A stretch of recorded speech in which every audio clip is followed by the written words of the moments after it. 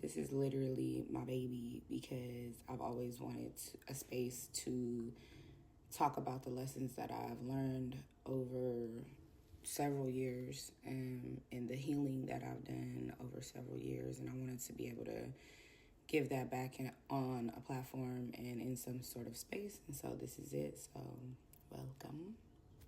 Plan B is definitely in conjunction to what was Plan A. If you know me, my name is Kenesha. I used to own a clothing line called Kill Pain Clothing. I have had several business ventures over the years. I'm now in my 30s and I'm rebranding and reestablishing just like what's important to me, what matters. And so when I say in conjunction to, is just basically like this is the spinoff. So for the first episode of Plan B Talk, I just want to really go into what happened with Plan A. Kill Pain was an amazing experience with my best friend for ever.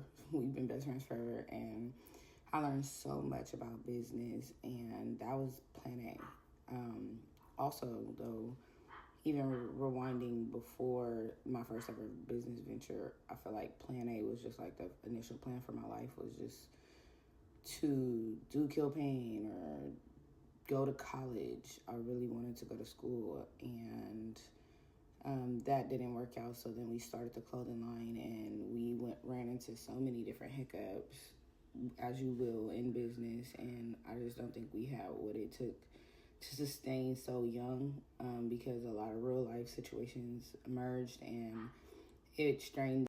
So basically, real life strained our business, and it just kind of didn't work out.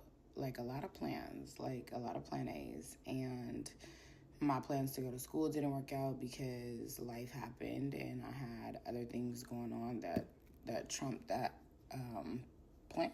And so with life happening, I ended up with a relationship that took a lot out of me, that distracted me from any and everything. And then I ended up being a mom and then dealing with grief and going through my 20s and learning healing and finding the pit holes that I was creating for myself. So I'm at a place now where I feel like those are cleared, and I want to talk about how I cleared some of them.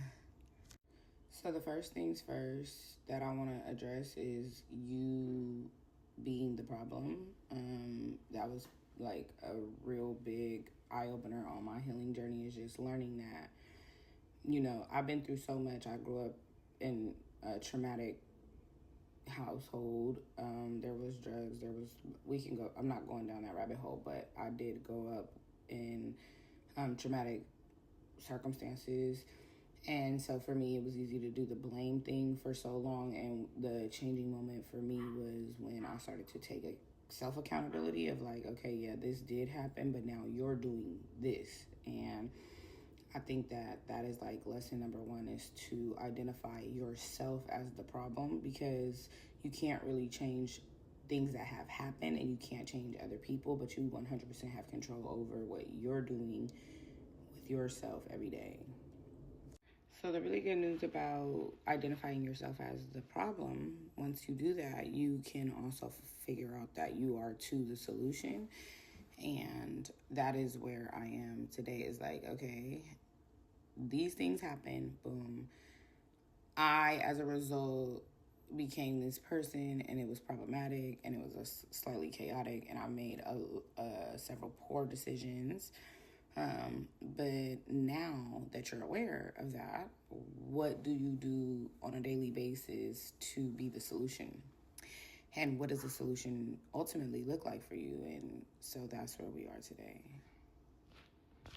And just to be clear, it's not a sprint, it's a marathon. Shout out Nipsey Hussle. I think that every day you bring it to the table to say, like, how can I be the solution?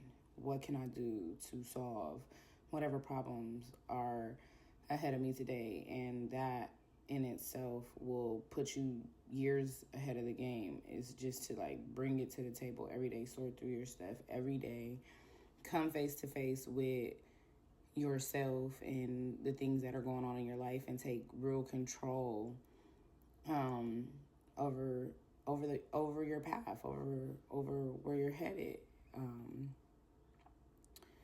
And so yeah, that's definitely going to be step one, is to, figure out that you are the problem, but you are the solution.